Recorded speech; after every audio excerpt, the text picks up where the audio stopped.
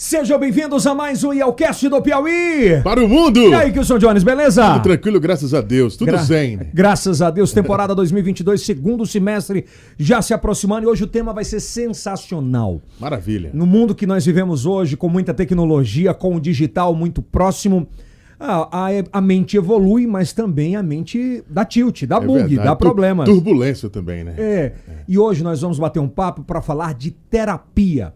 Nós vamos entender mais como funciona a terapia, seja ela infanto-juvenil, seja ela adulta, seja ela até na adolescência, na criançada ali. A gente vai entender um pouco esse mundo. Acho que é importante esse debate, é importante essa pauta, porque muitas vezes os pais se pegam assim numa situação de eu vou pra onde? Eu vou correr pra onde? O que fazer, né? Eu peço ajuda de quem? E hoje nós teremos um bate-papo sensacional aqui no IELCast, viu, Kilson? Deixa eu apresentar logo a nossa convidada, antes de falar dos nossos patrocinadores, a psicóloga infanto-juvenil.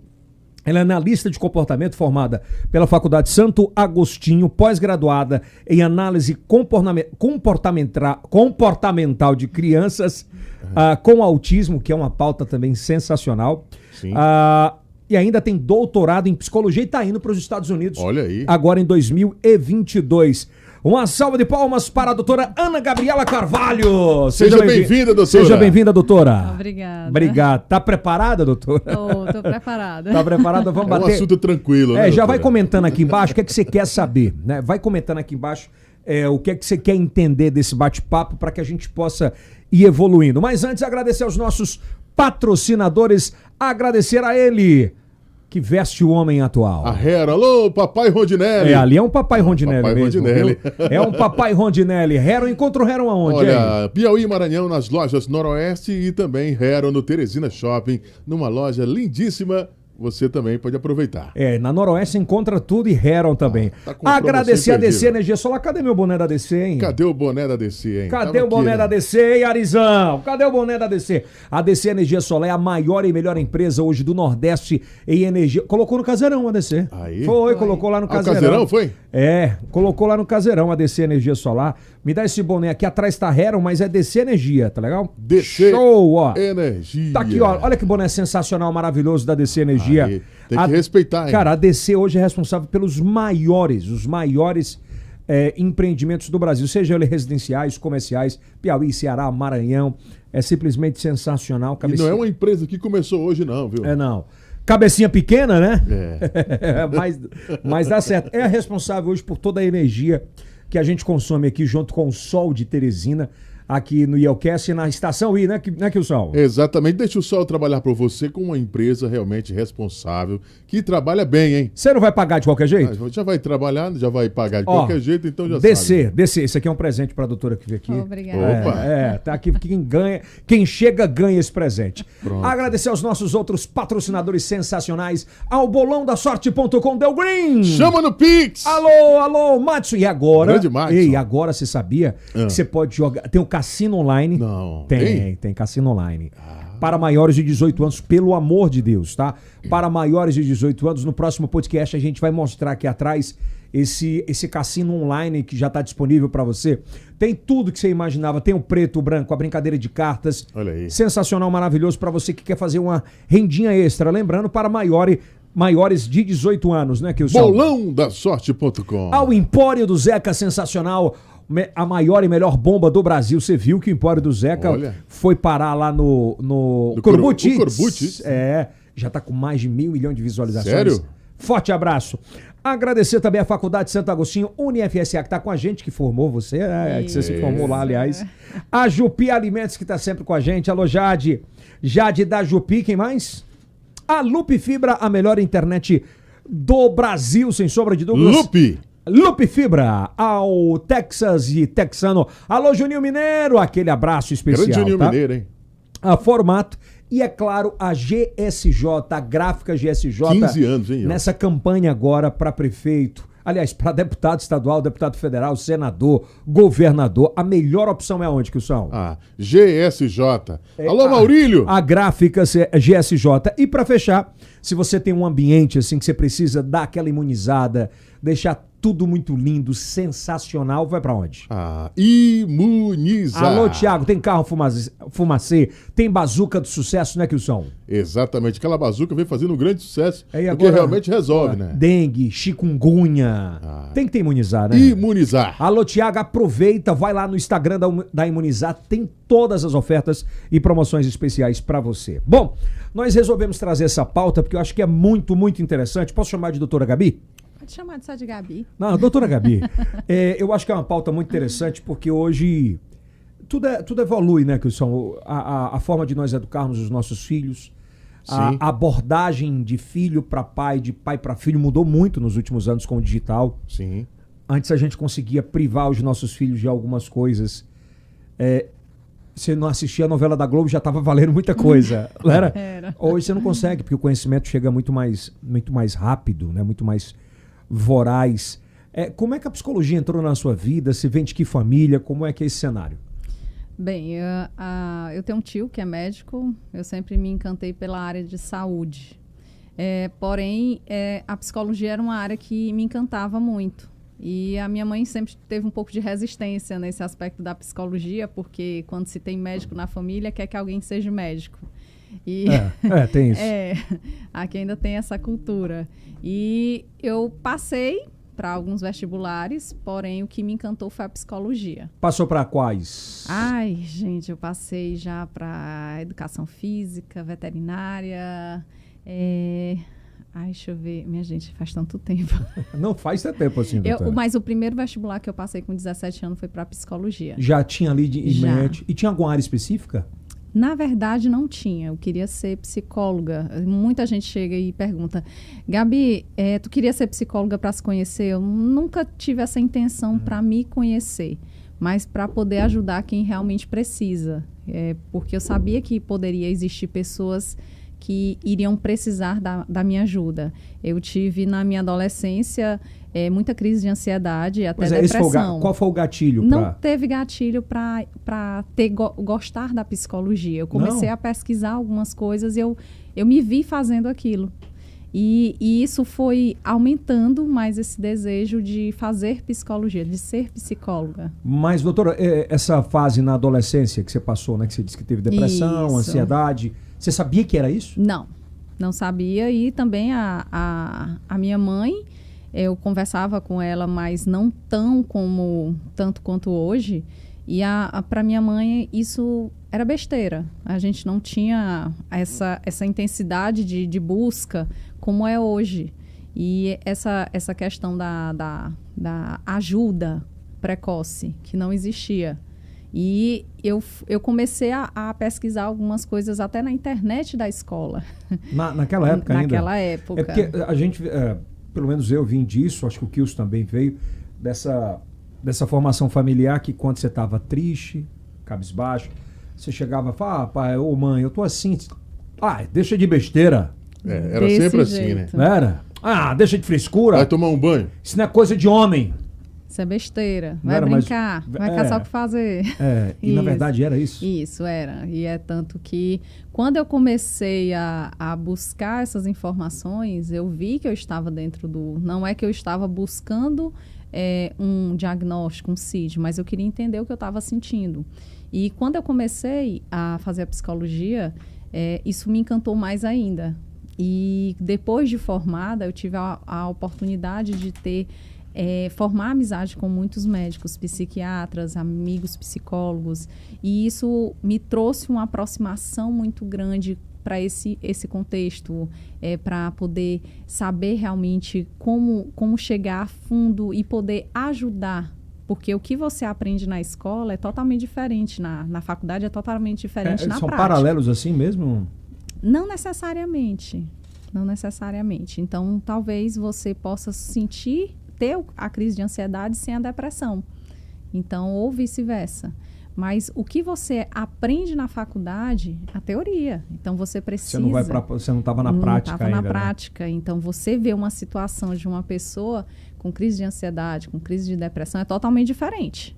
Então, você realmente, com os estudos, cursos e até mesmo conversas com outros profissionais, tanto da medicina quanto da psicologia, ajuda muito a gente poder entender e até mesmo procurar se capacitar melhor para poder ajudar quem está nos procurando. Doutora, a partir de quantos anos hoje as crianças ou jovens podem fazer terapia? Pronto, nós temos terapia precoce. Então, a partir de 6 meses de vida, a criança já pode começar na terapia precoce. Como assim? Então, a gente trabalha isso junto com a família. Então, a família entra para a sessão para a gente poder trabalhar as estimulações dela. A interação da criança com os pais. O que acontece muito hoje, que você... Yeldson. Fica tranquila. Desculpa.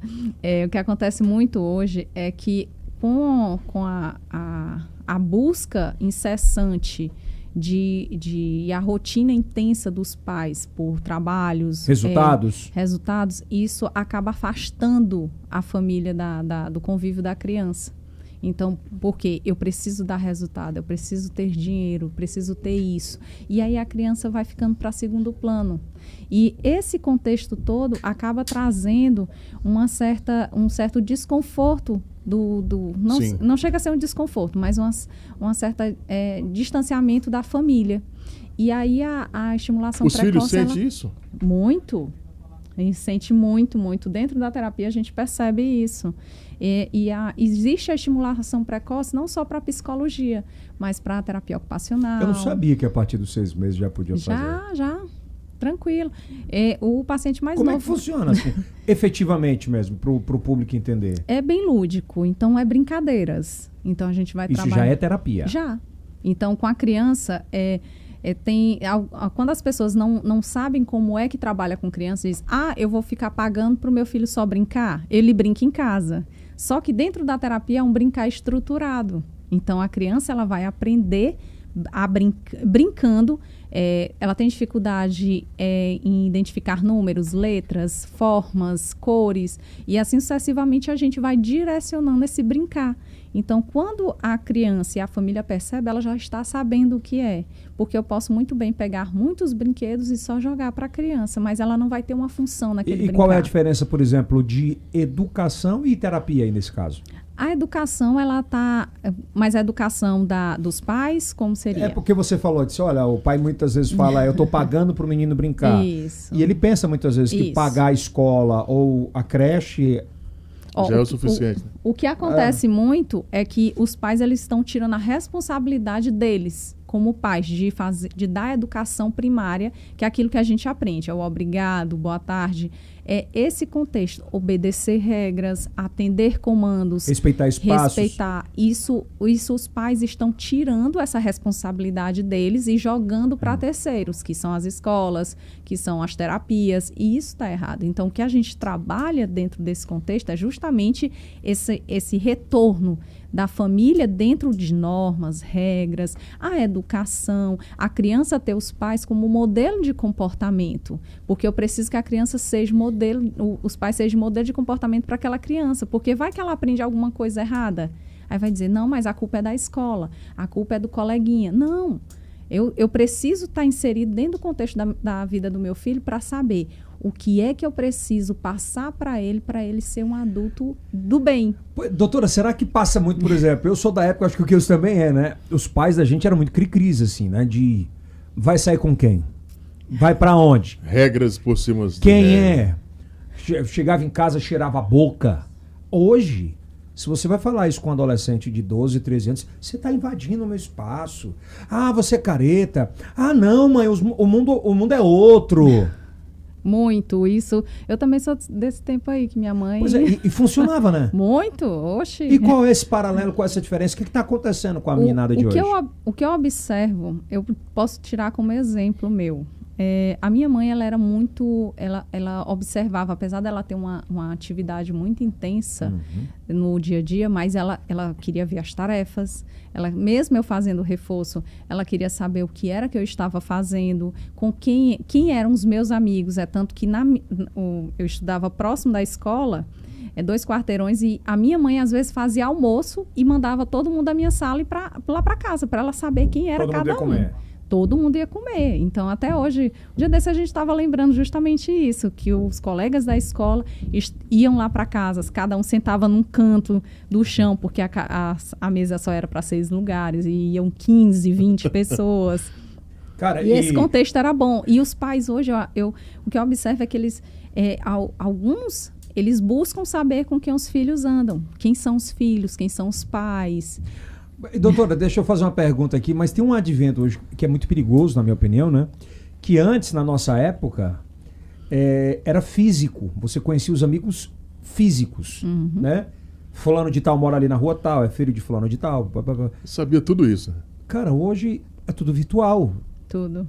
Você entra no joguinho, a criança tá jogando com um cara lá de não sei aonde, tá batendo papo com não sei... E como é que faz? Porque quem tá precisando de terapia também são os pais, né? De lidar com esse mundo. O que eu sempre oriento os pais, hoje a gente não pode ficar sem um eletrônico. Infelizmente, as crianças, as famílias, nós trabalhamos com o eletrônico. Mas nós podemos, sim, delimitar tempo, delimitar o que a criança está vendo. Tem programas a qual a criança só abre se o pai autorizar, que é por idade. E tem várias situações a qual os pais eles podem ter esse controle, sim. Então, eles precisam ter isso, se proporcionar isso e saber o que é que a criança está pesquisando, o que a criança está jogando, se é violento ou não, porque hoje até a questão da violência também é bom a gente observar, porque tem muitos jogos eletrônicos bem violentos. Então, a criança acaba reproduzindo isso no contexto do dia a dia. E isso é um perigo, porque além de ferir o coleguinha, dificulta nas habilidades sociais da criança, a qual ela entende que para ser aceita naquele grupo, ela precisa ser grosseira, agredir, porque eu sou mais forte e eu preciso ser aceito. E não é assim. Então, a gente precisa trabalhar todo esse contexto. As crianças e adolescentes, elas reproduzem muito o espelho do que tem em casa? Se você vê, por exemplo, uma menina que geralmente, ou um menino que geralmente fala alto, grita, briga por tudo, é muito o espelho do que ele tem em casa ou pode diferir disso? Na verdade, na primeira infância, a gente sempre bota os pais para serem modelos de comportamento dos filhos. Então, primeira infância é o quê? A partir do primeiro mês de vida até os seus 3 anos. 3 anos, 4, aí a gente vai para o segundo momento, 5 anos.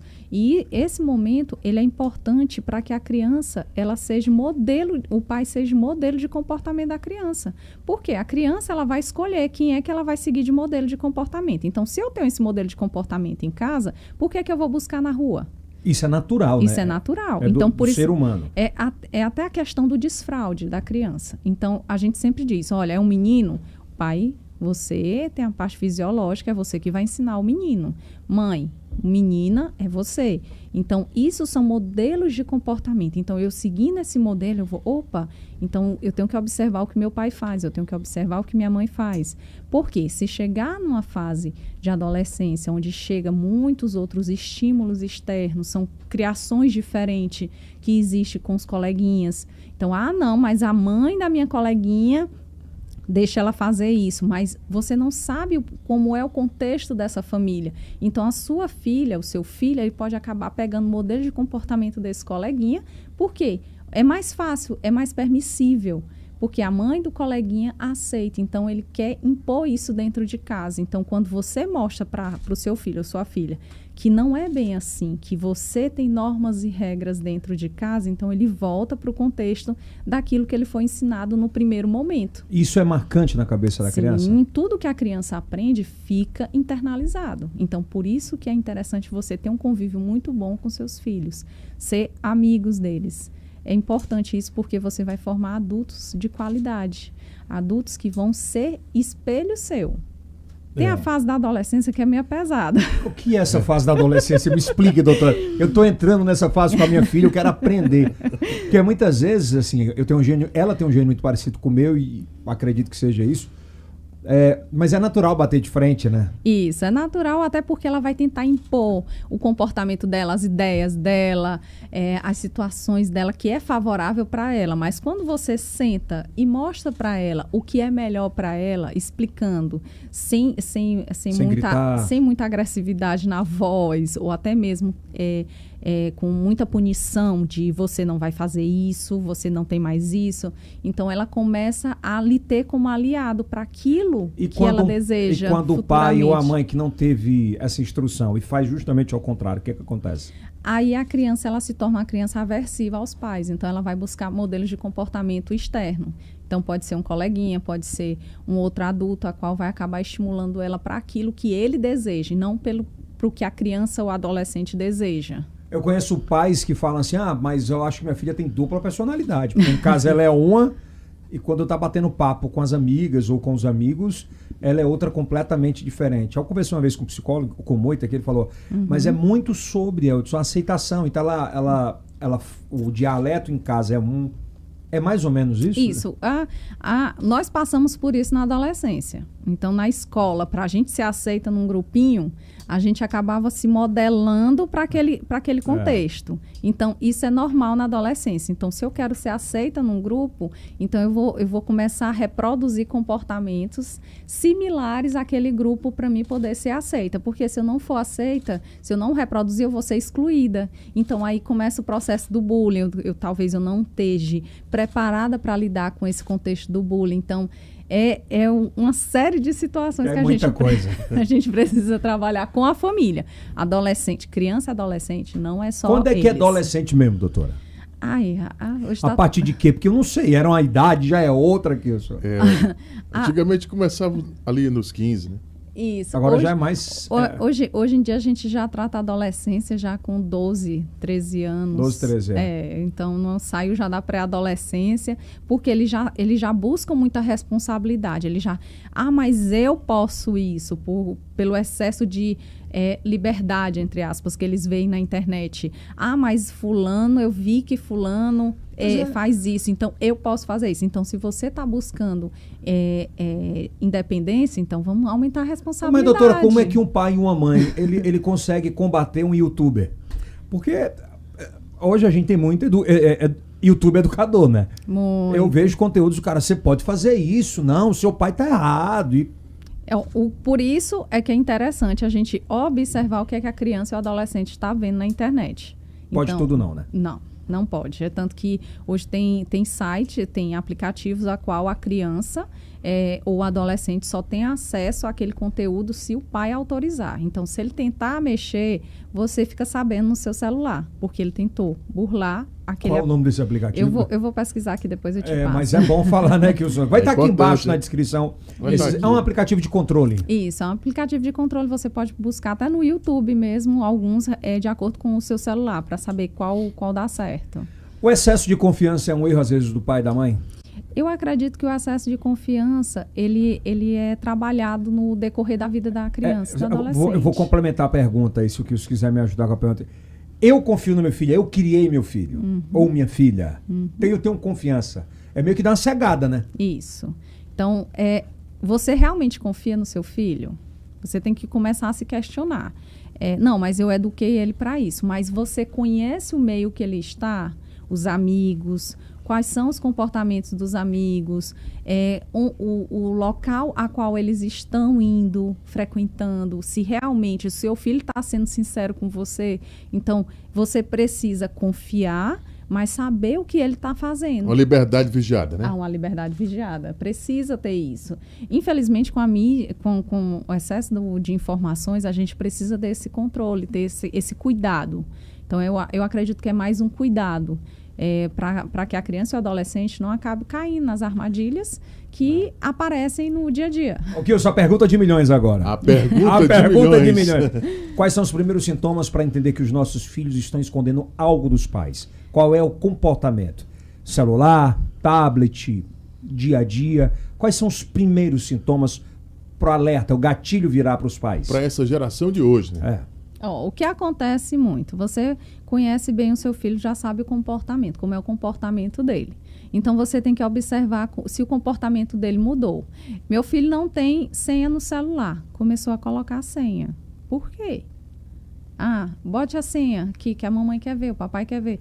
Não, isso você está invadindo minha privacidade. Opa, então já começa o gatilhozinho, a anteninha. Não estou dizendo que todos os adolescentes eles vão ter esse comportamento de forma alguma, mas é interessante você saber o que o seu filho tá buscando na internet.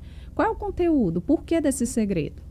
Então, o meu celular, por exemplo, ele tem senha porque tem que ter. Infelizmente, o iPhone aqui... Mas para a família não, Mas para a família não. Então, a minha mãe, o meu esposo sabe a minha senha, tranquilo, porque eu não tenho o que esconder. Então, isso precisa ser trabalhado em família também. Então, o tablet... Quanto tempo você fica no tablet jogando? Que jogo é? Você joga online? Quem é que está online? Vai no jogo, vê as conversas, porque tem a conversa, tem a verbal e tem a por escrito, tem os códigos. Então, é interessante você estar perto do seu filho e ficar perguntando. Mas, assim, o que é importante você observar é justamente se houve alteração no comportamento do seu filho. Por exemplo, os filhos não quererem levar os eletrônicos para perto dos pais. É bom você sentar. Que você não pode invadir tanto nesse momento. Por quê? Senão a criança, o adolescente vai ter esquiva de você. Não vai querer estar perto de você. Porque, meu pai e minha mãe vão ficar querendo saber o que é que eu estou vendo aqui. Então, o que é que você vai fazer? Olha, o que é que você está jogando? Então, tem estratégias que a gente utiliza para que você chegue até seu filho. Mas é meu filho, eu posso chegar de qualquer jeito. Mas será que você não se afastou tanto do seu filho e agora está tentando chegar e quer chegar de uma vez assim, tão invasiva para ele? Então, aí é onde a gente ensina as técnicas. Olha, legal, que você está jogando o quê? Eu, por exemplo, eu tenho vários jogos no meu celular, porque eu tenho crianças, adolescentes que jogam jogos e eu preciso jogar também. Você joga? Joga Free Fire? Tive que jogar, ainda bem que já passou essa fase, viu? Pra aprender, minha filha tá no Free Fire agora. Gente do céu, eu não acertava ninguém. Esse tipo de jogo, por exemplo, o Free Fire, o COD... A violência, aspas, de matar o inimigo, ele pode afetar ou é uma coisa mais lúdica ou pode afetar de alguma forma a adolescência? O que eu observo dentro da sessão é que acaba afetando um pouco na questão do comportamento. As crianças elas começam a apresentar comportamentos de um pouco mais de agressividade. Então é interessante você ter um cuidado maior nesses jogos. Limitar o tempo, principalmente ver qual o nível da conversa nesses jogos, porque pode ter alguns palavreados bem mais fortes, já que você não conhece. Meu filho, minha filha joga com pessoas do Brasil todo, mas você não sabe qual é o palavreado que a pessoa usa. Bem forte, tem que matar mesmo, e começa os palavrões. Doutora, o e-games hoje, né, que gera um absurdo de grana, bilhões de dólares, meio que virou assim futebol, né? Então assim... E negócio também. Meio que virou futebol, por exemplo. E é importante a gente falar sobre isso, acho que passa muito por essa área de saúde mental, sabe? Porque a meninada que começa a jogar, lógico que ela vai buscar no YouTube os streams de grande sucesso. E ver o cara com contratos de 1 milhão, de 2 milhões de reais ou dólares. E ele falou, eu quero ser, eu vou largar isso tudo, vou largar tudo, vou tratar mal família e quero isso. Isso é preocupante a longo prazo ou a curto prazo? Na verdade, a curto prazo a gente já observa esse comportamento, né? Se a criança ela já começa a apresentar esses comportamentos de não querer mais ir para a escola, passar mais tempo nos jogos. Isso é mais comum do que a gente imagina? Aqui em Teresina, pelo que eu já observei, não tanto ainda, porque os pais eles ainda têm essa preocupação, mas o que a gente observa de assuntos fora já tem essa intensidade. A literatura, por exemplo, fala sobre isso. A pergunta é, às vezes ele não tem uma condição financeira tão tranquila e a família deposita nele uma oportunidade, e a gente pode usar aqui de case, assim, o luva de pedreiro. Assim, se a família apoia, então a criança e o adolescente ele vai seguir isso, vai seguir o que os pais estão apoiando. Mas não tem mais limite? Depende da família, vai de família para família. Tem família que limita, tem um limite, né? E tem família que não. Não, você tem que ser o melhor, então vai lá e faça. Se for para se prejudicar, se prejudica, né? Digamos assim. Acho que acontece muito isso. Não tem aqui em Teresina, de forma alguma. O que eu observo dentro de Teresina, no Piauí, posso falar dos casos que eu atendo. São crianças, adolescentes, a qual tem um objetivo, os pais apoiam, mas tem todas a rotina. Então, você precisa ir para a escola, você precisa estudar. Então, o que falta é justamente isso. Você precisa, sim, estudar. Mãe, mas o Luva de Pedreiro, ele não tem estudo. Por exemplo, eu não sei a vida do Luva de Pedreiro, mas eu estou dando um exemplo. Mas você tem a oportunidade de estudar. Talvez ele não tenha esse estudo porque não teve a oportunidade. E é 1 em 1 milhão que acontece aquilo. Isso. Mas você está tendo a oportunidade. Não estou dizendo que você não pode ser um jogador de futebol, não pode ter um contrato de milhões, mas que você tem a oportunidade de estar estudando. Então, estude. Dê o seu melhor. Faça. Tire isso aqui como hobby. Essa onda de influenciadores que a gente vive na internet hoje, de que onde a felicidade é o ostentar, eu ter isso, eu ter aquilo, eu sou melhor porque eu tenho tantas mil visualizações, eu sou melhor porque eu posso comprar esse carro. E a gente vai, daqui a algum tempo, ver uma juventude completamente desviada. Não só quem faz esse tipo de influência, né? Mas quem consome hoje vai ficar muito vazio daqui a alguns anos, ou alguns meses. É temeroso isso? Se não tiver o controle, sim. Eu acho que tudo é questão de controle. A gente precisa ter o controle das nossas crianças. Gabi, você está falando muito de controle, de normas, de regras, mas a criança está num processo de formação. Então, nós precisamos ser modelos delas. O que eu digo muito para os pais, eu não estou no consultório para o seu filho ficar a vida toda em consultório comigo, só atender aquilo que eu desejo, de forma alguma. Primeiro, não é um desejo meu. Então, a criança apresenta o desejo, a gente trabalha esse desejo junto. Talvez é uma aproximação dos pais que ela não consiga, e aí a gente trabalha esse contexto com a família, que é importante. Mas esse controle do que a criança, do que o adolescente está vivendo, a gente precisa ter, até para dar o suporte emocional para ela. A gente precisa disso, porque é muito fácil a criança ou adolescente não conseguir atingir os objetivos e você ir lá e diz, mas eu te disse que não ia dar certo. E cadê? Cadê o apoio emocional? Cadê o suporte? E por que você não deu suporte lá atrás de dizer, olha, vá devagar, vá com calma, observe se é isso mesmo que você quer. Então, até hoje, eu estou com meus 36 anos e a minha mãe até hoje chega para mim e a gente conversa. E eu digo, olha mãe, eu tenho um sonho de fazer isso, meu objetivo de vida é esse aqui. E a minha mãe, vamos botar no papel? Vamos ver isso aqui? Mas na adolescência não era assim. Então, eu tinha um comportamento totalmente de esquiva da minha mãe. Minha mãe não era... Eu disse até para ela algum tempo atrás. Mãe, eu não lhe respeitava. Eu tinha medo da senhora. Até por conta da criação dela. Então, a criação dela foi uma criação de interior. Então, ela veio do interior para Teresina. Né? Isso, muito dura. Se errasse, era taca. Se meu irmão errasse, era taca nos dois. E assim ia. Mas foi a criação dela. É errado, doutora, por exemplo, o filho chamar o pai de tu? Vai depender de como a família... Ei, tu vai pra onde? Ei, você vai pra onde? Se dentro do contexto da sua família, você chama... Opa! Pode ficar à vontade, doutora. Você chama seu pai de tu, de você, então ele vai copiar seu modelo. Então eu posso chamar meu pai de tu e de você. Agora, se eu chamo minha mãe de senhora... Então, se eu tiver um filho, ele vai chamar minha mãe de senhora. Então não adianta se eu não der exemplo para o filho cobrar. Não adianta. A situação, igual a situação. A criança vai para o shopping, se joga no chão porque quer um brinquedo. Mas... Aí eu fico com vergonha, o que é que acontece? Essa criança, talvez, não estou generalizando, mas talvez ela tenha tudo dentro de casa. Ou seja tudo do jeito dela. Então, nesse momento de ser do meu jeito, então eu posso generalizar esse comportamento. Mas é bem isso. Tô vendo o que eu quero agora ali na vitrine, não vou ter, vou bolar no chão. Isso, mas por quê? Porque em casa, quando eu digo, eu quero aquele boneco. Pai, me dá aquele boneco. Não, depois, pai, me dá o boneco. Aí você pega e dá. Pro bichinho. Então eu posso pegar esse comportamento e isso botar em outro local. Muito involuntário até da criança, assim, é muito no... É um condicionamento de comportamento. Você está condicionado àquela situação.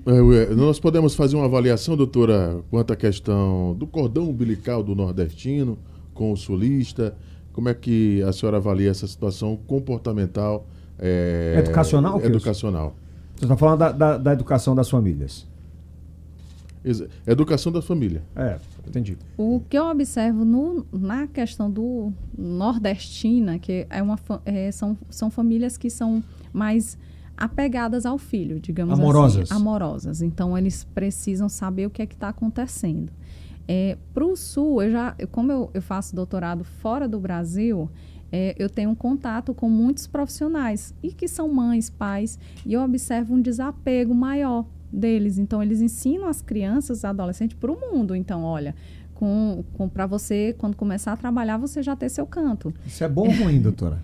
Depende do contexto que você é criado. Então, uma amiga minha que mora nos Estados Unidos, ela disse para mim que lá, com 18 anos, tem famílias que já botam a criança ou adolescente para trabalhar se virar, e já no seu canto. Então, isso vai de cultura, isso é cultural. Então, nós somos criados para estar sempre próximo. Aquele cordão umbilical é mais difícil. Esse lance do nordestino que o Kilson falou é muito verdade, sabe? Se a gente parar para pensar um pouco e lembrar, a maioria dos filmes que a gente assiste é o filho saindo pela porta da frente, a mãe se acabando de chorar, o pai se acabando com frita, assim, né? E dizendo, eu tô aqui se não der certo. Isso é bem cultural nosso. Tô aqui se não der certo. Vai lá, tenta. No Sul, não é tão bem assim, não. Né? Passa pela... É meio doido falar isso, mas é bom perguntar sobre isso. O sucesso a todo custo, inclusive o custo da família, dos pais. Eu começo a trabalhar 8 horas da manhã, termino 11 horas da noite, achar que pai é comprar o presente no dia dos pais, ou chegar a dar um beijo e dizer, tá tudo legal, tá lindo. Ou o pai de Instagram, né? O pai de Instagram também, que tem muito hoje. Olha, o resultado é ruim disso, né? O que eu costumo dizer, tire esse tempo para estar com seu filho, porque o seu filho vai ser um adulto de qualidade. Ele vai ser um adulto a qual ele vai seguir o seu modelo de comportamento, ele vai seguir aquilo que ele aprendeu. Porque é muito fácil só chegar e tirar foto, mas do mesmo jeito que tem pai, tem mãe de Instagram. Tem, doutor. Tem, isso é normal. Eu disse para minha mãe, olha, mãe, eu não quero ter filho agora porque eu tenho outros planos. Mas isso não impede de eu ter filho daqui a 1 ano, 2 anos. Então, ainda são esses objetivos para mim. Mas o que eu não quero é lhe dar uma responsabilidade que é minha. Eu não quero ter que ficar, por exemplo, vou passar um tempo fora. Manda a foto. Olha, minha filha. Não, eu não quero isso. Desconcentra, né? Se você está com um propósito. Então, você tem que ser pais que ensinam aos filhos o conceito de família e vivam aquela família, que saibam que um momento de família é importante. Se você puder almoçar com a sua família, ótimo. Se não puder, vai jantar, janta toda a família reunida. Limite horários de trabalho também, se você puder. Então, eu posso organizar minha agenda. Antigamente, eu trabalhava, se deixasse, até 10 da noite. Hoje não, eu tenho um horário mais tranquilo para me poder ter uma qualidade com a minha mãe. Eu tenho 41. Eu não sou muito da cultura, acredito que o Kilson não seja também, de ouvir muito eu te amo. Um eu te amo do pai, um eu te amo da mãe. Eu particularmente não passei muito. E hoje tenho muita vontade de expresso isso todos os dias, tanto para minha esposa quanto para minha filha, e falo com essência de falar de amor, não por verbalizar só. Essa falta de valorização de ambas as partes, lá atrás e agora, elas fragilizam um pouco a cena da família em casa? Olha, a minha mãe, ela foi... Por que eu falo mais da minha mãe? Meu pai já faleceu. Uhum. E mesmo assim, minha mãe e meu pai separaram muito, muito cedo. E o que eu posso dizer? A minha mãe, ela não foi ensinada nem a abraçar. A minha mãe não sabe abraçar. Eu estava até brincando com ela. Quando eu vou abraçar, ela fica dura igual um pau. Aí a mulher abraça. Ó, ela acha estranho, né? Ela acha estranho. É uma invasão. É como se fosse um comportamento invasivo para ela. Aí tanto que eu fico, olha, mãe, a gente, para abraçar, a gente bota um braço aqui. Aí eu começo a brincar com ela. E eu tenho essa necessidade de abraço. Eu tenho essa necessidade de dizer eu te amo. Porque a vida é tão curta e isso acaba interferindo. Se você não for, não mostrar para o seu filho que você está ali dando suporte, Gabi, mas isso é besteira. Não é besteira, porque você está mostrando para o seu filho que independente de qualquer coisa, você tá ali dando o suporte emocional que ele precisa. Se não der certo uma nota boa, olha, mas você pode estudar. Você não precisa esconder uma prova. Você não precisa rasgar. Você não precisa mentir. A autocobrança da adolescência, a autocobrança por resultado. Porque hoje a gente só fala de adulto de autocobrança por resultado. Existe muito adolescente que se cobra muito. Isso é louco, é crise de ansiedade de fazer antes da prova. Hoje em dia, os maiores casos de adolescentes dentro da terapia é mais essa autocobrança. É? Então, eles buscam uma perfeição, digamos assim, entre aspas, de ter as melhores notas, de ter o melhor contexto da sala de aula, de ter bons amigos. Então, é muita coisa que eles estão se sobrecarregando. E aí, eles não botam prioridades. E aí, o que a gente trabalha são as prioridades. Então, lista o que você quer de prioridade. Eu quero isso aqui, certo? O que é mais importante para você é tirar nota boa? Tia, porque aí eu passo de ano. Ótimo. Então, a gente vai listar isso aqui. Então, a gente faz uma listinha extra, onde vai realmente pontuando o que é prioridade para ele naquele momento.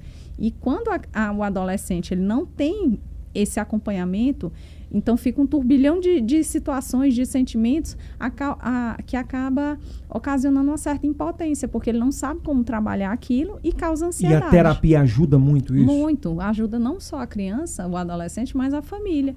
Porque a gente vai orientar os pais como é que eles devem proceder nesse momento. E essa terapia é feita separada, sim? Sim, é feita separada. Então, o que eu costumo fazer? Eu faço a sessão com a criança ou adolescente. No caso, se for criança, eu dou uma devolutiva ao final do que os pais podem trabalhar durante até a próxima semana. E meu WhatsApp, ele fica 100% aberto para os pais. Eu não tenho um saco de ter 2 números. Agora, e aquele pai que fica cobrando o tempo todo o resultado que o Flamengo tem que ganhar o campeonato e não cobra do filho? Porra, Gilson! Aí são as prioridades dos pais. Então a gente precisa trabalhar os pais para saber qual é a prioridade do pai. Se realmente é o futebol ou se é uma qualidade para os filhos. Então, esse lance que a gente ouvia muito, teve uma época que eu falei, mãe, minha irmã melhorou muito com terapia. Tão bom terapia. Ela falava, melhorou muito, ela passou a entender melhor sobre abusividade, sobre, enfim, várias coisas, né? Antes falava que terapia e psicólogo e psiquiatra sempre era para doidos. Era para doido. Não era? Era bem isso? Muito. O que a terapia faz na vida de uma pessoa? Ela dá qualidade de vida. Ela dá qualidade de vida. Muita gente chega para mim e diz assim, Gabi, qual o momento para mim buscar a terapia? Eu não vou te dizer que tem um momento certo. E, Eldson, agora é teu momento de buscar. Eu não estou aqui te analisando de forma alguma. Mas você tem que buscar dentro dos seus questionamentos. Qual a importância que eu dou para esse assunto? Uma pessoa chegou e falou algo de você. Qual a importância que eu dou para esse assunto? Qual o sentimento que eu senti? Existiu questionamentos em cima disso? Como foi que eu reagi? Então, quando você começa a perceber que dentro de uma situação tem vários outros aspectos, eu acho que seria o momento certo para você buscar. Aí muitas vezes as pessoas podem perguntar, mas eu tenho vergonha, vai que, né, Gilson? Eu falei alguma coisa para a doutora e vai... É bom esclarecer sobre isso. Essa parte da confiabilidade é uma coisa muito fechada, né? Isso, nós temos um código de ética onde o que você vai levar para a terapia fica na terapia. Uma confissão, né? Isso, tanto que eu tenho vários adolescentes e quando a gente se encontra, que eu converso com os pais, os adolescentes já sabem, já ficam super de boa, porque sabem que o que a gente conversou não teve nada a ver.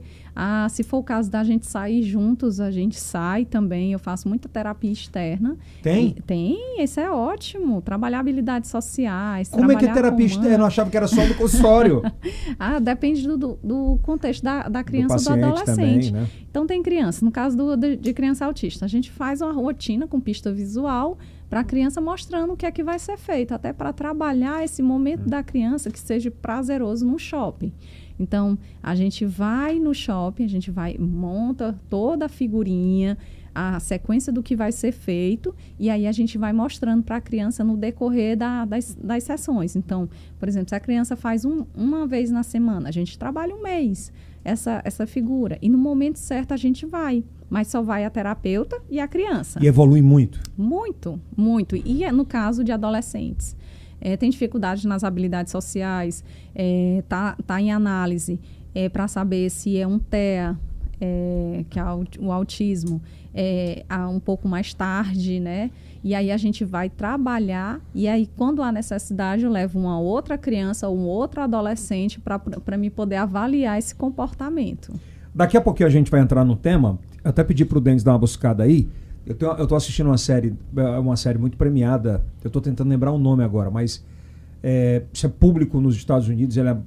Não sei se você chegou a ver que um jovem completamente fora da curva de inteligência, e ele se suicidou dentro de um carro da família que o avô deu, uma picape. Tudo por telefone, e a namorada, aspas, né? Instruindo ele, perguntando, validando se ele era homem suficiente para aquilo. Isso teve documentário americano. Eu acho que todo pai, toda mãe devia assistir esse documentário, sabe? Que é sensacional para gatilhos de alerta, para cuidar o que uma separação faz na vida de um filho e de uma filha, o que o amor...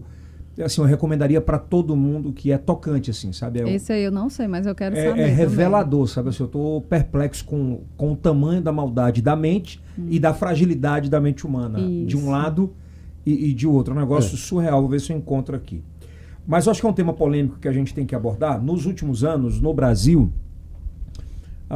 nós somos oriundos de uma densidade demográfica muito grande, de grandes famílias, né, de 4 filhos, de 3 filhos, de 2. 5, 12. Isso foi diminuindo, né? Isso. Cada vez mais. E eu queria fazer uma pergunta que é pontual, ela é polêmica, mas eu acho que é interessante. Tem pai e mãe substituindo filhos humanos por pets com medo de responsabilidade de cuidar de filhos? Eu acho que não é nem com medo de responsabilidades, porque você tem um animal... É responsabilidade também. É verdade. O que eu conheço algumas pessoas, falo da minha vida mesmo, né? Que dizem assim, olha, eu tenho medo de ter um filho, porque hoje é tanta informação, é tão perigoso, e eu fico com receio de ter um filho hoje. Mas a grande maioria os que eu conheço, preferem ter um filho. Outros... eu acredito que seja mais pela questão da rotina, porque você ter um filho é muito diferente de ter um pet. Que é maravilhoso também. Eu tenho aqui, enfim, eu adoro pet. Eu faço esse questionamento porque escuto muitas vezes as pessoas não têm o espaço para perguntar para quem entende. Isso. Né? E é uma dúvida a ser tirada. Não é que a pessoa esteja fugindo de responsabilidade, até porque um pet é responsabilidade. Lógico. Mas eu acredito que não é o momento daquela pessoa, naquele momento, ter um animal. Apesar de ter pessoas que escolhem não ter filhos. Que é uma escolha também, Isso, né? É questão de escolha. Mas é interessante você observar que qual o momento que eu posso ter um filho, eu vou aumentar a minha responsabilidade, porque a criança eu vou ter que dar um modelo de comportamento, eu vou ter que educar, eu vou ter... Gabi, é questão de gasto? Não é questão de gasto, mas eu estou preparado realmente para ter um filho? Então é mais a questão da preparação, eu estou preparado. Mas é bom abrir uma discussão sobre isso, né, doutora? Isso é muito bom. Eu não vejo ninguém abordar isso, acho que é porque a gente vive numa sociedade que hoje tudo você não pode falar isso, você não pode falar aquilo, se eu falar isso, eu falar isso aqui, vão falar, você está discriminando não ter filho, é um direito. Não, de forma alguma. O que a gente observa é questão de escolha. Eu não estou preparada naquele momento. Ou então eu realmente não quero. Os números falam por si do crescimento do mundo pet, que é uma coisa estratosférica. Isso. Né? E a diminuição no número de casais que querem ter filhos. Eu estou perguntando isso, doutora, porque cada vez mais você acha que é duro perguntar, mas esse é o individualismo de cada um dizer assim, eu estou preocupado com o meu sucesso, se vai dar certo, se não vai dar certo, o egoísmo mesmo do ser humano. A gente tem visto isso muito é responsabilidade, acredito eu, das redes sociais, que é o clima de felicidade o tempo inteiro. Que tá... Isso. O que a gente observa é justamente isso, uma falsa felicidade. Então, eu estou vivendo, eu preciso mostrar para os meus seguidores que eu estou muito bem, e quando na verdade você não está tão bem. Você tem problemas, você é ser humano. E mostrar que você tem uma situação negativa na sua vida é negativo para as suas redes sociais. Então, nós estamos hoje muito preocupados com o que é postado e não com o que é vivido. É tanto que as pessoas olham para as minhas redes sociais e dizem: Gabi, tu não movimenta tuas redes sociais. Eu não tenho tempo nem para mim, que dirá para a rede social. E sem contar que o meu trabalho, eu mostro a minha vida dentro do meu trabalho, dentro da minha família, dentro do convívio com os meus amigos. Eu vivo esse momento. Eu tenho amigos que só vivem de postar. E eu tenho amigos que vivem um momento. Eu sou a de viver o momento. As pessoas Isso tem atrapalhado muito casais, famílias? Muito. A gente observa que há uma busca da felicidade que é vista no eletrônico. E a todo custo, doutora? Eu acho que ainda não chegou a todo custo ainda. Pelo menos os casos que eu já vi ainda não. Mas já chegou a ter conflitos bem intensos. Porque, olha, mas fulana faz isso, o fulano faz isso com a esposa, você tem que fazer comigo. Então, realmente, ele faz porque gosta, ele faz porque quer, ou é só para mostrar nas redes sociais? Então, a gente precisa ter esse cuidado. Doutora, a terapia, ela é capaz de resgatar casamentos? O que a gente tem visto muito hoje vou separar porque não dá certo comigo, meu jeito é de um, e eu só aceito se for do meu jeito, o jeito dela é de outro, e eu acordo tal hora, né? Que se ela tem que acordar tal hora. Essa história, né? E antes não era assim. Minha mãe me falava um exemplo, acho que lindo e maravilhoso. Ela disse: eu tenho um jarro que tem mais de 20 anos. Esse jarro quebrou umas 3 vezes. Mas eu ia lá e colava, porque... Restaurar, né? Eu não vou comprar o que está na próxima esquina. O que a gente tem vivido hoje em relação da falta de conhecimento sobre terapia, sobre cada vez mais os números falam isso, sobre a literatura fala sobre isso, de cada vez mais casais separando mais rápido, passa pelo egoísmo? Eu acredito que não sei se seria o egoísmo, mas para você poder chegar ao ponto de ter um relacionamento sério, é interessante que você tenha diálogo. O que a gente observa muito é falta de diálogo. Então, é muito fácil eu chegar, falar alguma coisa para você, ao invés de chegar e conversar: olha, Yeldson, olha, aconteceu isso, eu queria conversar com você a respeito disso aqui, porque eu não gostei. Isso é besteira. E aí vira as costas e sai. Então, isso vai ser uma bola de neve. Então, é interessante que tenha o diálogo. Aquele problema, se ele não for resolvido de imediato, mas que no dia seguinte, que todo mundo esteja de cabeça fria e sente e converse. Porque a briga só vai piorar a situação. Todo mundo é diferente, não tem ninguém igual. Então, essa diferença é que é boa para você poder conhecer o outro. Aqueles discursos, né? Ou conselhos de pai falar: olha assim, marido e mulher dorme brigado e acorda desbrigado. Só acumula, né? Só acumula. Então, é interessante que resolva ali. Isso. Olha, eu já cheguei a dormir várias vezes zangado no dia seguinte. Meu amorzinho, vamos sentar e conversar? Então, se eu quisesse acabar o dia dele, eu dizia assim: à noite a gente conversa. Não, que eu sou de olho. É melhor conversar. Né? E rápido. Conversar. É que nem a pisa da mãe. Quando eu chegar em casa... Jesus do céu. A promessa, né? Mas é bom a gente falar sobre essa questão de terapia, porque ela é... Para quem, principalmente para quem é leigo, para quem tem essa mística ainda, né? Que terapia é só quando você está no fundo do poço. Isso. E os grandes business hoje contratam psicólogas, né? Para ter terapia para os CEOs, assim, para o staff. Isso. Essa é a evolução? É evolução. A terapia é qualidade de vida. Não é gasto desnecessário de forma alguma. Então, se você tiver a oportunidade de fazer terapia, faça. Então, você vai ver o que vai crescer. Você vai crescer no seu interior, nos seus comportamentos. As suas atitudes vão mudar porque você sempre quis essa mudança. Não é o terapeuta que vai trazer essa mudança para você, mas todos os questionamentos que nós trazemos, que vocês trazem para a terapia, é trabalhado em conjunto, e você tem a resposta para isso. A gente vai alinhar para que você realmente enxergue a resposta para aquela situação. Doutora, eu sou de uma geração que buscava terapia através dos livros de autoajuda. Leonardo Boff, como Águia, a Galinha, e por aí vai. Hoje, os livros de autoajuda ajudam realmente, de fato? Os livros de autoajuda ajudam, sim, mas não tão a fundo, até porque ele é muito genérico. Né? Então, não vai trabalhar a sua demanda específica. Por isso que é interessante a terapia, porque vai trabalhar aquilo que você está passando naquele momento. Até que você não consegue conversar com o livro de autoajuda, né? Exatamente. Voltando um pouco à questão do relacionamento, o que é que você precisa saber?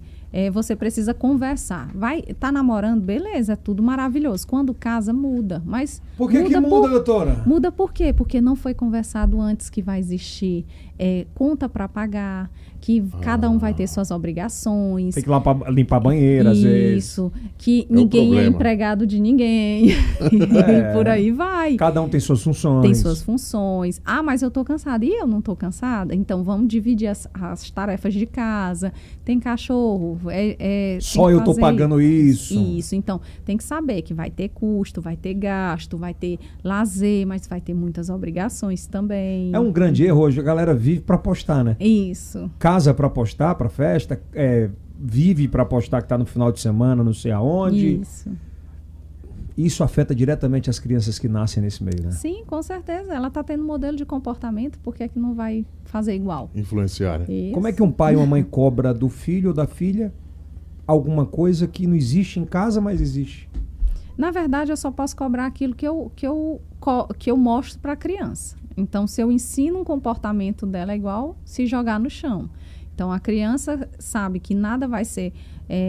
não vou dizer que nada que a criança quiser, ela não vai ter naquele momento, mas a gente precisa condicionar o comportamento da criança para que, olha, você precisa esperar, você precisa ter calma, que no tempo da mamãe, a mamãe vai lhe dar. Então, a história do boneco. Eu quero esse boneco. Espera, vamos fazer isso aqui, e depois que ela fizer você entregar o boneco, então ela vai entender que as coisas no tempo dos pais, que ela precisa ter calma, que não vai ser de imediato aquilo que ela deseja. Então, quando ela for no shopping, ela não vai se jogar no chão, porque se ela disser, mãe, eu quero esse boneco. Meu filho, o que eu já ouvi, doutora, é coisa de criança.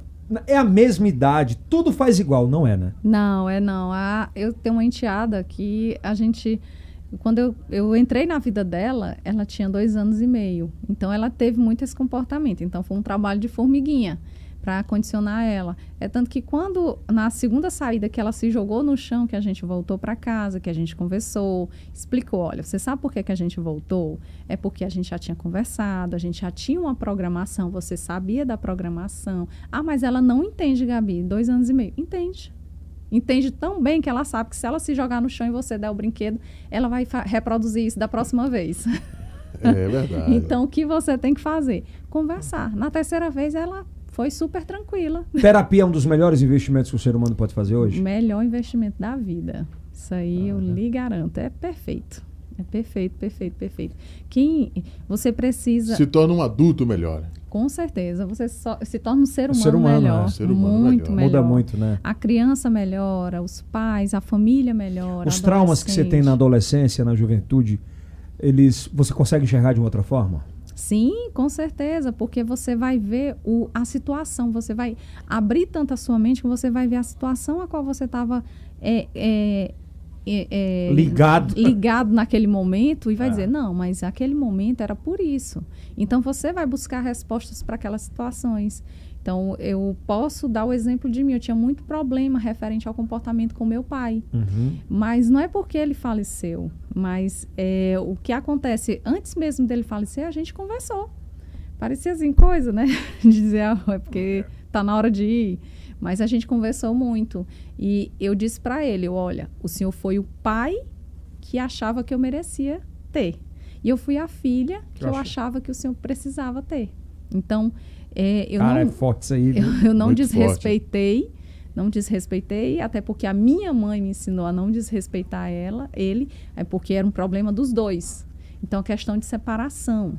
É interessante que no momento de separação, vocês tentem ao máximo não atingir a criança. A alienação parental é muito ruim para a criança fica confusa. Isso acaba trazendo uma série de complicações. Até a gente conseguir trabalhar todo esse contexto já foi muito tempo. Aí aquela pergunta, né? Você quer ficar com quem? Com seu pai ou com a sua mãe? Isso. É mesmo que matar, né, um filho? Com certeza. E sem contar que ainda tem a situação da criança ou do adolescente dizer, eu vou morar com meu pai. Olha, mãe, eu vou morar com meu pai. Vá. Então, você quer morar com seu pai, que é assim? Então, você não precisa fazer isso. O adolescente, ele tem o poder de decisão, o poder de escolhas. Então, nós temos... E quando é criança, doutora?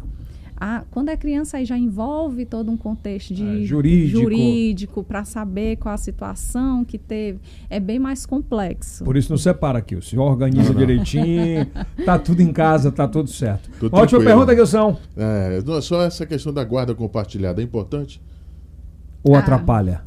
Depende, assim, do meu ponto de vista, que eu já conheço muitos aspectos. O que a literatura mostra e a experiência, né? O que é interessante é que os pais, eles tenham um bom diálogo para que a criança, ela não sinta essa diferença. E as normas e regras que forem impostas dentro da casa do pai, tem que ser na casa da mãe. Porque, às vezes, o que a gente observa eu vou ceder tudo na minha casa e quando chega na outra casa, aí vai ser a parte mais chata. Eu vou mostrar que eu sou legal, eu vou mostrar para ele ou para a criança que a outra parte é a chata. Então, isso não pode existir. Até porque a guarda compartilhada, a criança e o adolescente, ela precisa ter uma rotina. Então, a de escola, as obrigações de escola no dia a dia, o que precisa ser feito, os passeios.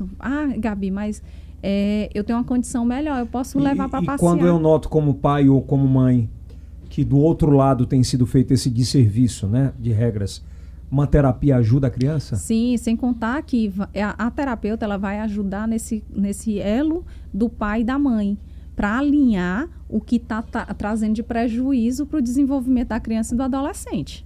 Então, quando há essa questão, não, eu aceito, eu faço, vamos alinhar dessa forma aqui, que é o melhor para a criança e para o adolescente, então isso só quem ganha é a criança e o adolescente. Doutora, no virtual, qual é a plataforma que você indica para a mãe, para o pai, dar uma lida, dar uma assistida, que pode ajudar de alguma forma a procurar a terapia? Na verdade,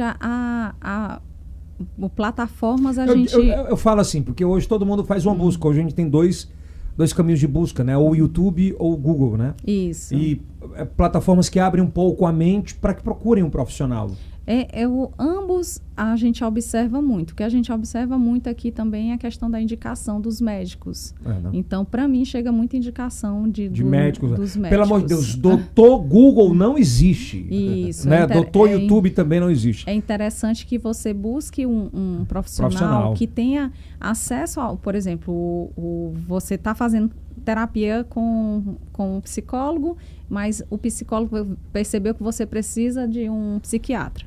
Então, eu costumo sempre indicar para porque eu tenho acesso a ele. Então, se o psiquiatra indicar para um psicólogo, fica mais fácil essa questão. E confiável, né? E isso porque eu vou ter acesso ao comportamento que você está tendo, à medicação que você está tendo. Se eu vejo que está dando certo a medicação ou não, eu vou dar esse feedback. Então, eu costumo sempre trabalhar desse jeito, porque eu acho que dá certo você ter esse contato com o médico, tanto o neuropediatra quanto o psiquiatra, facilita muito. A ciência fala mais alto, né? Com certeza. Qual é o seu Instagram, doutora? Lembrando que vai estar aqui embaixo, tá? Mas só para falar. Na descrição aí. É psi.anagabriela com 2 L's Carvalho.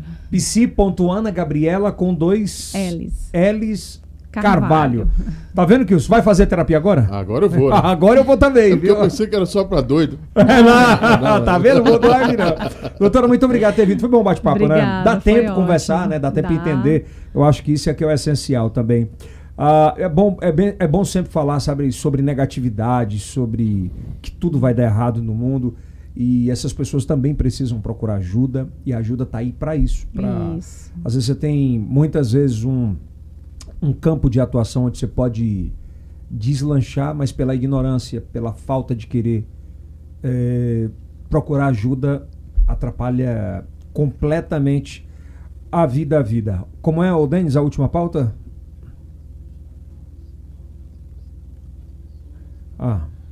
Que são? Questão do psicólogo, né? Do parente indicar. Não, é porque o psicólogo não pode orientar parente, né? Não, essa parte é o tipo da coisa. Santo de casa não obra milagre. Não consegue, né? Não consegue. Tá fora de cogitação. Por que a psicóloga não toma conta lá do pessoal da família dela? Eu tenho um irmão que é especial. Lá em casa não dá certo. Porque não há, né? Não tem, porque somos irmãos. Eu não sou terapeuta dele. Então, é muito complicado isso. Mas o que precisa ter muito hoje? Respeito e diálogo dentro da família, dentro de casa, modelo de comportamento. Se eu quero que meu filho reproduza um comportamento, eu preciso apresentar isso para ele.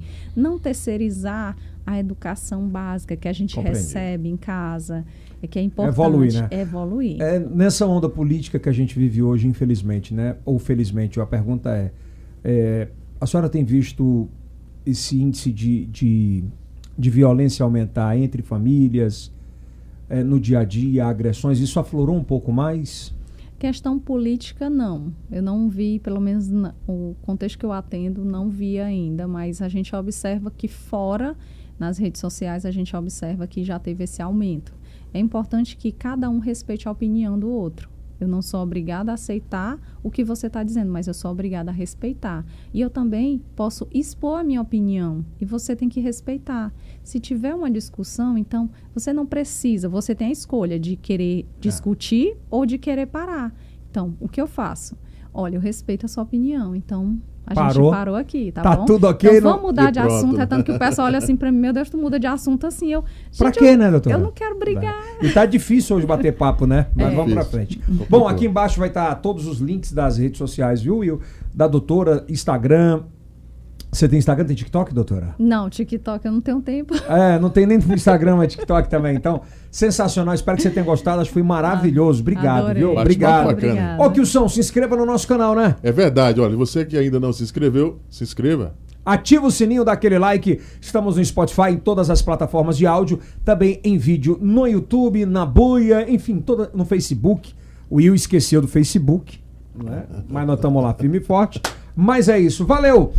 Assiste o próximo episódio que vai estar aqui em cima para você maratonar. Isso é Yao! Muito obrigado.